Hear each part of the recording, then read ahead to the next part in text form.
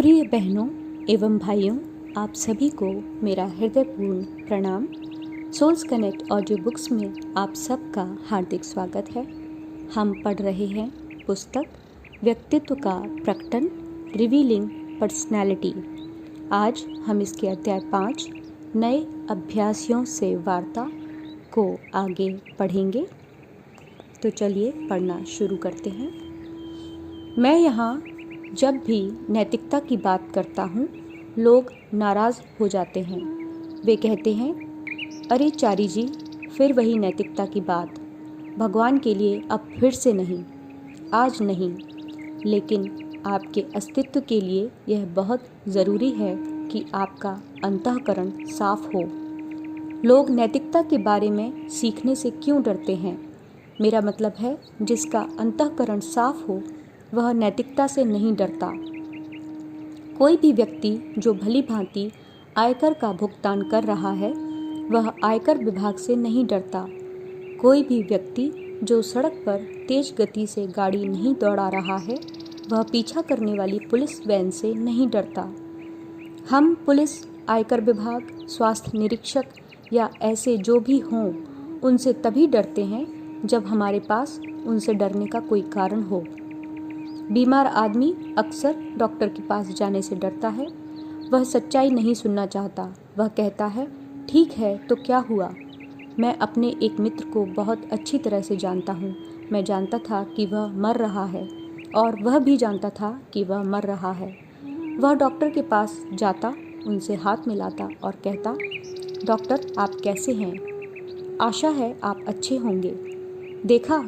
और डॉक्टर कहता, हाँ, लेकिन आप कैसे हैं? वह कहता है, ओह, मुझे कोई बीमारी नहीं है, देखिए मैं स्वस्थ हूँ। फिर डॉक्टर कहता है, लेकिन आप मेरे पास क्यों आए हैं? तो वह कहता है, ओह, मैं इधर से गुज़र रहा था तो सोचा आपसे दुआ सलाम करता चलूँ। तो फिर डॉक्टर कहता है, दुआ सलाम तो हुई, अब बैठो, मैं तुम्हारा चेकअप कर लूँ। वह कहता है, मुझे तो इसकी ज़रूरत नहीं लगती। हाँ, आप ज़रूरी समझते हो तो जांच लें। छाती ठोकते हुए, देखो मैं ठीक हूँ। 3 महीने बाद उसकी मृत्यु हो गई। इसलिए जो लोग नैतिकता की बातें सुनने से डरते हैं, इसका परिणाम, इसका कारण स्पष्ट है, हमारे भीतर की ग्लानि। अब हमारे भीतर ग्लानि का भाव क्यों है? हम ग्लानि क्यों महसूस करते हैं?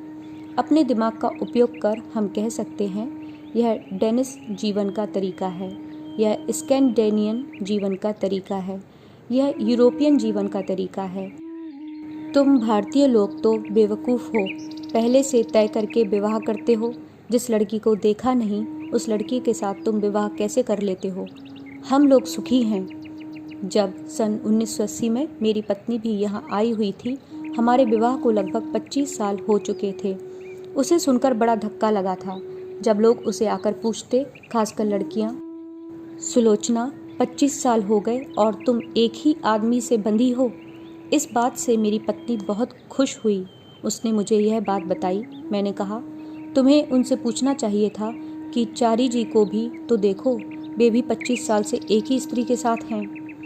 स्त्रियां कभी पुरुषों के बारे में नहीं सोचती। उनका सोचना है कि सभी पुरुष बुरे होते हैं। वैसे यह बात प्रसंगवश आ गई, लेकिन इसका आध्यात्मिक महत्व है, क्योंकि भारतीय परंपरा में एक नैतिक समाज का पूरा उत्तरदायित्व स्त्री पर माना जाता है। प्रशंसा अथवा दोष की पूरी भागीदारी उसी की होती है। किसी भी समाज में जहाँ स्त्रियाँ स्वयं को बचा कर रखती हैं, नैतिकता को धारण किए रहती हैं, नैतिक सिद्धांतों और नियमों का पालन करती हैं, यहाँ मैं धर्म की बात नहीं बल्कि नैतिकता के नियमों की बात कर रहा हूँ, जिन्हें हम दिल से जानते हैं कि वे क्या हैं, वही समाज नैतिक होता है, क्योंकि वहाँ पुरुषों के पास अनैतिक बनने का अवसर नहीं है। मैं ग्लानि से कैसे बच सकता हूँ? जब मैं इस तरह से जीवन व्यतीत करूँ कि मुझे किसी भी चीज़ के बारे में ग्लानि महसूस करने की ज़रूरत ही ना पड़े। देखिए, अगर मैं किसी दुकान पर जाकर चुपके से कोई चीज़ उठाकर जेब में रख लूँ और बाहर चला जाऊँ, तो मैं चोर हूँ। भले ही मैं ना पकड़ा जाऊँ, मगर मैं चोर तो हूँ ही। कभी न कभी, कहीं ना कहीं मुझे इस बात की ग्लानि होगी ही। ऐसे लोग भी हैं जिन्होंने गबन किया हुआ पैसा अपने ऑफिस को वापस भेज दिया। चोरी की हुई वस्तुएं होटलों और रेस्टोरेंट को वापस भेज दी। मुझे क्षमा करें, मैं सन 1986 में यह चीज़ चुरा कर ले गया था, परंतु मुझे ग्लानि हो रही है। मैं आपको यह चीज़ लौटाना चाहता हूँ। यहाँ तक कि लोगों ने इसी तरह सरकार को आयकर भी दिया है। इस प्रकार जब हम स्वयं को न्याय की कसौटी पर कसते हैं तो हम ग्लानि महसूस करने लगते हैं। इसका किसी धर्म, ईश्वर, पोप या किसी आर्क बिशप से कुछ लेना देना नहीं है। हम सदा ही धर्म को दोषी ठहराते रहे हैं। ओह, मैं धर्म से नफरत करता हूँ। क्यों? क्योंकि यह मुझे ग्लानि महसूस कराता है। मेरी राय में धर्म हम में ग्लानि नहीं उत्पन्न करता, हम खुद ही अपने आप में ग्लानि महसूस करते हैं। इस ग्लानि पर विजय हम तभी पा सकते हैं जब हम खुद को इस तरह से सुधार लें कि ग्लानि का नामो निशान ही मिट जाए। मेरे मालिक बाबूजी महाराज ने इस बारे में कहा, अतीत में आप जो कर चुके हैं उसे बदल नहीं सकते, बिल्कुल नहीं, वह समाप्त हो चुका है। किंतु क्या इसका अर्थ यही है कि मैं अपराधी हो गया? नहीं। क्यों? क्योंकि सफाई और ध्यान द्वारा मुझे अपने जीवन को इस प्रकार सुधारने का अधिकार है कि अतीत का मेरे ऊपर कोई प्रभाव ना रहे। सफाई अतीत से मुक्ति दिलाती है, ध्यान भविष्य को बनाता है और सतत स्मरण मुझे तरह तरह की कल्पनाओं में आसक्त होने से बचाता है। मैं उनके स्मरण में जो भी करता हूँ वह सदैव सही होता है। देखिए, सहज मार्ग के 3 उपकरण सफाई, ध्यान और सतत स्मरण मेरे विचार से अचूक, अद्वितीय एवं पूरी तरह से कारगर उपकरण हैं। मैं आशा करता हूँ कि नए अभ्यासी होने के नाते आप ईमानदारी से इन तीनों बातों का पालन करेंगे। निसंदेह यह एक दिन में नहीं किया जा सकता। मान लीजिए आप रोज़ाना नहीं नहाते, लेकिन एक बार नहाने से ही स्वच्छ हो जाते हैं। लेकिन हमारी सिटिंग में, हमारी सफाई में आप कल्पना करें कि हम में से प्रत्येक में कितनी स्थूलता भरी हुई है और उसे साफ करना कितना असंभव है। यहाँ असंभव का अर्थ असंभाव्यता नहीं है। इसका मतलब केवल इतना ही है कि बिना कुछ हानि पहुँचाए इस सारी स्थूलता को साफ करना असंभव है। जब कपड़ा बहुत गंदा हो और हम उसे एक ही बार में रगड़ रगड़ कर साफ करें तो वह फट जाएगा। इसलिए सहज मार्ग का उद्देश्य है आपको जीवित रखते हुए प्राणाहुति के द्वारा आपके अंतर की सफाई को संभव बनाकर आपके अंदर दिव्य प्रकाश को भरना, भले ही इसमें कुछ साल क्यों न लग जाएं। सतत स्मरण द्वारा आपको भीतर से मजबूत बनाना। जहाँ तक हमारा स्वयं का प्रश्न है, हमारे जीवन की सभी परिस्थितियों को यह पूरी तरह निष्प्रभावी बना देता है। अब यह हमें इतनी तकलीफ नहीं पहुँचाते, वे हम पर और छाप नहीं बनाते। तो यही वह दिव्य संभावना है जो यहाँ आपको प्रदान की जाती है। मुझे खुशी है कि आप में से कई लोगों ने सहज मार्ग पद्धति से अभ्यास करने का निश्चय किया है। मैं आशा करता हूँ कि आप सचमुच इस दिशा में प्रयास करेंगे, सिर्फ 1 या 2 दिन के लिए नहीं, बल्कि हमेशा के लिए। यह उस केक की भांति नहीं है जिसका एक टुकड़ा चखने के बाद ही आप पूरा केक खरीदते हैं, या एक संतरा चखने के बाद 1 दर्जन संतरे खरीदते हैं। यहाँ परखने के लिए कोई स्वाद नहीं है, क्योंकि यहाँ हम अपने अंदर आए परिवर्तनों और आंतरिक अनुभवों से यदि हों तो परखते हैं। यहाँ 2 समस्याएं आती हैं। अनुभव हो सकते हैं, शायद हम उन्हें समझ ना पाएं, क्योंकि इस बात का अनुमान हम नहीं कर सकते कि वे किस रूप में होंगे। दूसरे, हम इतने संवेदनशील न हों कि समझ सकें या अनुभव कर सकें कि क्या हो रहा है। मुझे याद है जब मेरे मालिक जर्मनी से स्विट्ज़रलैंड जा रहे थे, मैं भी उनके साथ था। हमने स्विट्ज़रलैंड की सीमा पार ही की थी कि किसी ने कहा, बाबूजी स्विट्ज़रलैंड देखिए। बाबूजी ने अपनी ऐनक उठाकर पहनी और कहा, मैंने स्विट्ज़रलैंड देख लिया। कुछ पहाड़ हैं, कुछ झीलें हैं। हाँ, यह एक बुनियादी सच्चाई है। स्विट्ज़रलैंड में पहाड़ों और झीलों के सिवाय रखा भी क्या है? लोग विभिन्न चोटियों पर जाते हैं, विभिन्न ढलानों पर स्की करते हैं, लेकिन हर स्थान पर वही बर्फ़, वही स्की, वही ठंडी ठंडी घास, स्की खेल की वही पोशाक, ऊपर जाने और नीचे आने का वही एक रास्ता, वहीं गिरकर हड्डी तोड़ाना, ऐसा क्या रखा है स्की करने में? और फिर अलग अलग स्थानों में स्की करने में कौन सी विशेषता है? मेरा मतलब है, क्या टांग टूटना नया है क्योंकि जगह नई है? अक्सर हड्डी भी एक ही जगह पर बार बार टूटती है। तो देखिए स्विट्ज़रलैंड में क्या है, झीलें और बड़े बड़े पहाड़। अब सुनहरे बालों वाली तथा खूबसूरत आँखों वाली लड़कियों को सुंदर मानते हैं, परंतु ऐसी लड़कियां तो लाखों हैं। या जैसे अमेरिकन पसंद करते हैं लंबी टांगों वाली कैलिफोर्नियन सुंदरियां। मुझे नहीं मालूम लंबी टांगों में क्या खूबसूरती है या फिर छोटी टांगों में क्या बदसूरती है। आखिर वह कौन सा पैमाना है जिससे आप मूल्यांकन करते हैं? अब यह आपके समाज, लोक व्यवहार और परंपरा का एक हिस्सा है। स्टीन की तरह गोरा लंबा जल डाकू डेनमार्क में सुंदर माना जाता है, लेकिन अफ्रीका जाएं तो वहाँ कोई उसकी ओर देखेगा भी नहीं। वहाँ वे आबनूसी रंग, लंबी नाक, तीखे नैन नक्श और इकहरे बदन वाले असीगाई पसंद करते हैं, जो एक ही भाले के वार से शेर का हृदय भेद सकें। कोई उनको धन दे तो भी वे गोरे आदमी से विवाह नहीं करेंगे।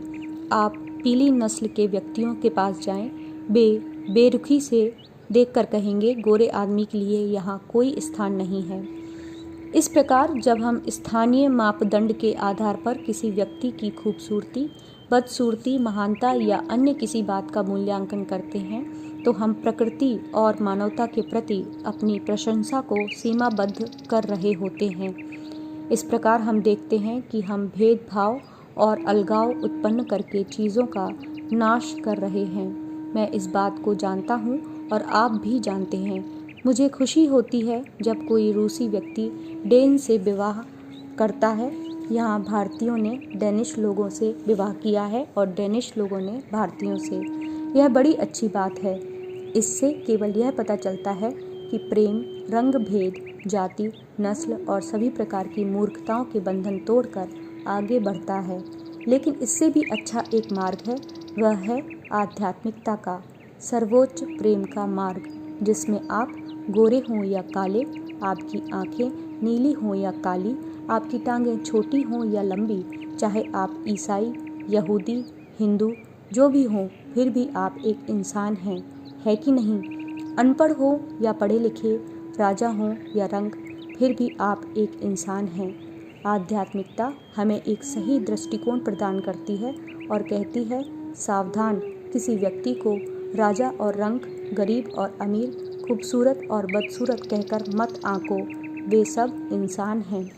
जैसे ईश्वर कह रहा हो, मैंने किसी को राजा या रंग, गोरा या काला, ईसाई या यहूदी नहीं बनाया, यह सब तुमने ही बनाया। कुछ दिन पहले मुझे किसी ने एक चुटकुला सुनाया था, आशा है आपको भी अच्छा लगेगा। एक यहूदी का बेटा ईसाई बन गया।